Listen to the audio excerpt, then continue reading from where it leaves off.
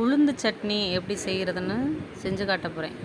உளுந்து, 4 பல் பூண்டு, 4 காஞ்ச மிளகா, ஒரே ஒரு தக்காளி, பெரிய தக்காளி. அடுப்பு பற்ற வச்சு சட்டியை வச்சு சட்டி காஞ்சதும் ஆயில் ஊற்றணும். ஆயில் ஊற்றி ஆயில் காஞ்சதும்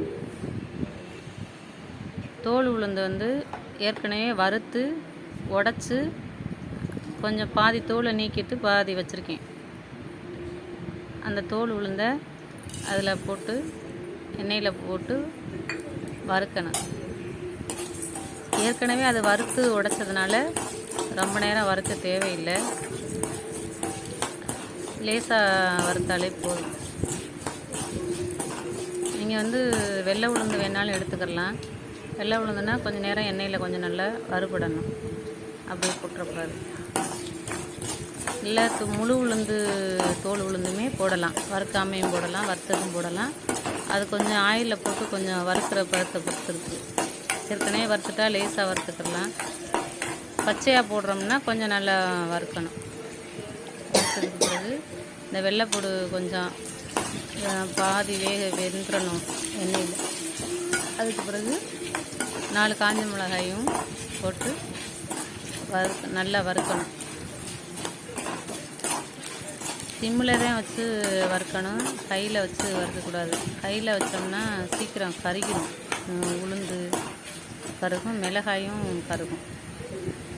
அதனால் சிம்மிலே வச்சு நல்லா வதக்கணும். நம்ம எப்போவுமே தக்காளி சட்னி, தேங்காய் சட்னி அப்படி சாப்பிட்றோம். டிஃப்ரெண்ட்டாக இது உளுந்து வச்சு செஞ்சோன்னா நல்லா டேஸ்ட்டாக இருக்கும். கொஞ்சம் வித்தியாசமாகவும் இருக்கும், நல்லா இருக்கும்.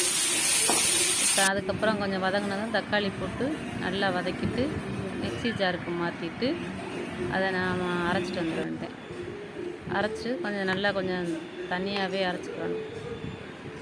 கெட்டியாக அரைச்சா அந்தளவுக்கு நல்லா இருக்காது. தண்ணியாக இருந்தாலே சாப்பிட்றதுக்கு தொட்டு சாப்பிட்டா நல்லாயிருக்கும்.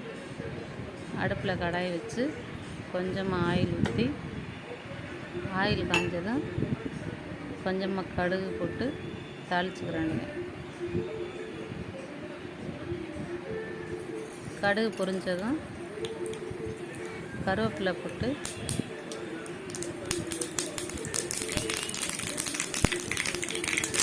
தாளித்து அந்த சட்னியில் கொட்டிடணும்.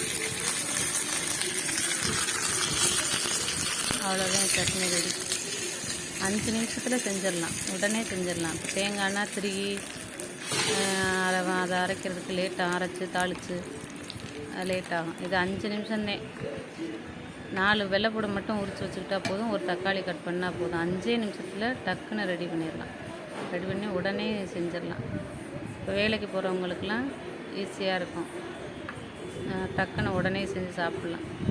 இது ரொம்ப உடம்புக்கு நல்லது, நல்ல சத்து. எலும்பு போன் வெயிட்டுக்கு போன் நல்லா ஸ்ட்ராங்காக இருக்கும். எலும்புக்கு ரொம்ப நல்லது.